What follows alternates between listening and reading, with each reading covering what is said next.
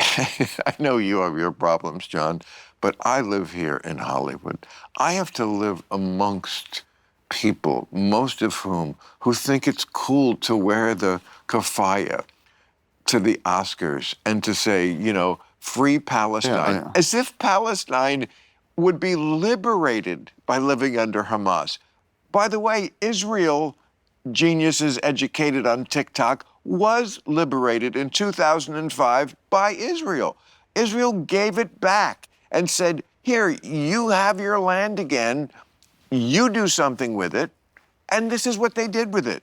Yeah, I mean, They made it into a fortress, didn't spend it on the people or turning it into any sort of, it could have been Dubai. I agree. And I sat with Bill Clinton. We were campaigning in Harris. And I was like, hey, thanks for your work.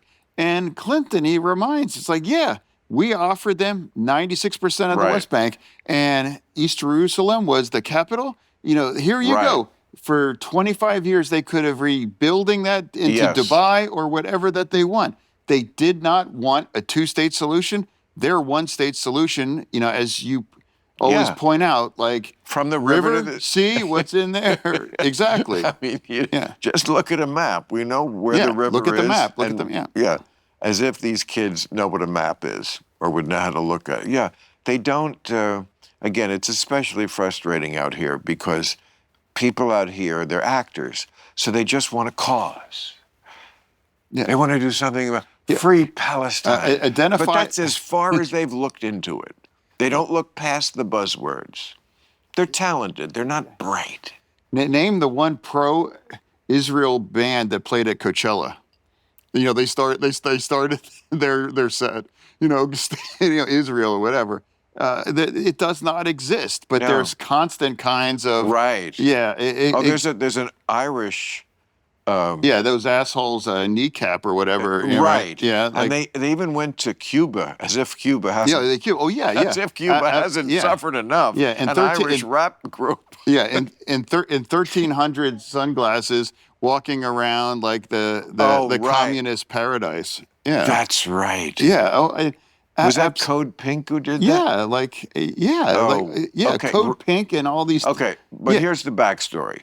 We did the move in Venezuela, which has, look, that one you have to say worked pretty good. Yeah, well, remember, people lost their shit over Venezuela. Yeah. No one talks about Venezuela anymore, and that's my point. No. People also. I'm sorry. Let me say this: that we're not talking about Gaza anymore, and people forgot. We ended the Gaza war, brought everyone back home as well too, and this idea that what is the freak out of the day? We're not talking about these things. We've all moved on, and I guarantee by the time this drops, there will be one or two more that part of this conversation. Well, yeah, but Venezuela was, look, I mean, when it does come up in conversation, it usually comes up now when people say, and this could be true, they say, well, Trump saw how well Venezuela worked. He thought he could do it in Iran. Yeah, maybe that affected his thinking somewhat. Iran is not Venezuela, okay? I mean, Barzini is not Tartaglia. Sorry.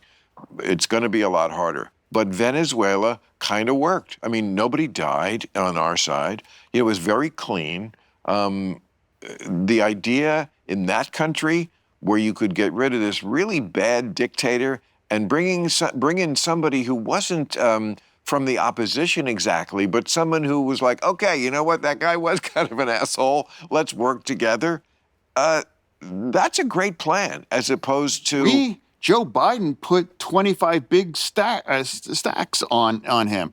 In January before he left the office, he put a $25 million bounty on him. Really?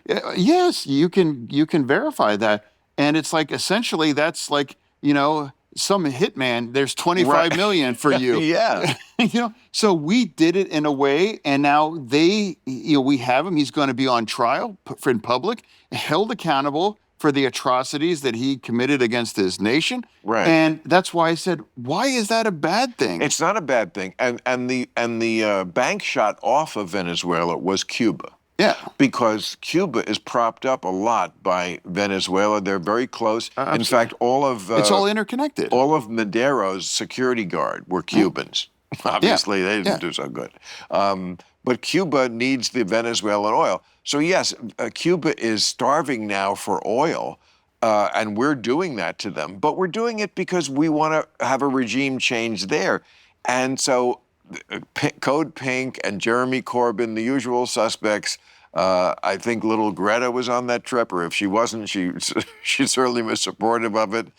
She was probably involved with some other cause du jour, but they went to Cuba in support of the regime. This is what Yeah, is just so exactly, yeah. insane about the far left, and why are we so stupid, John, that we are criticized? That's is why, because they're stupid, because they go to Cuba in support of the regime, which has done nothing but make.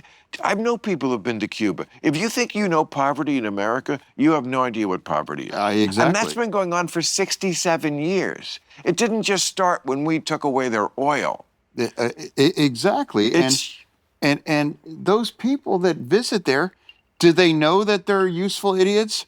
Or they are that clueless that they're absolutely. You are backing a regime that's trapped this entire nation in extreme poverty and misery, and we are there like they're so great down here. because Cuba could, again, be another like Gaza. It could be, instead of, Gaza could be Dubai and Cuba could be St. Bart's. It could. Or anything. Anything. It's Cuba. Yeah. It's in the Caribbean. And Ex- it's just been this nightmare for the better part of a century now. And yeah, we're trying to do something about that. And here's the kicker of this story. They're in Cuba, like you say, these assholes in their $1,300 designer glasses going down to support the people. They're staying like in the one hotel that's a luxury hotel that while the people have no electricity, everything they're doing is air conditioned, the bus. They cosplay, sort of going into a field with the farmers, I think, for a minute. And you know what they visited while they were in Cuba, like sightseeing on their whirlwind tour? They went to the North Korean embassy, and one of them tweeted out, our solidarity with North Korea for being two regimes that are against U.S. violence. The level of stupidity of these kids, that they know one thing: this country, America, is the worst one that's ever been. We have done nothing but evil. That's really how they've been indoctrinated. It's, aside the fact that it's terrible for our national security, it's just wrong. It's just stupid. You're stupid. You're factually wrong. This country has done bad things, like every country has. On a relative scale, we've actually been way better. Instead of staying at a luxury hotel, live with a real family that lives under this terrible regime for a month. And will you still defend this regime if you spent a month living in extreme kind of deprivation like that? Right. Of course not. You get choppered in, stay at a luxury hotel, like this is great, and then we're out. I mean, it's just and that's the frustration. But they are the people that the emerging, that's our new class of mascots for our party. And now many of the people that are running for the Senate are campaigning with these kinds of people.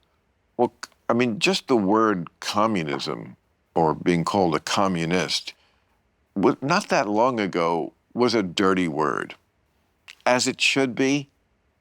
We did try it, communism all over the world. It's a nightmare. But it's not a dirty word anymore on the left. Plattner in Maine absolutely identified himself as a communist. Right. 100%. And so does Mondami's main lieutenant, that's Sia Weaver in New York, head of the movement to get the rents fixated or whatever. Yeah, I don't know. She says home ownership is racist, right, and it's white supremacy. She's also tweeted out, elect more communists. Yeah, we want to impoverish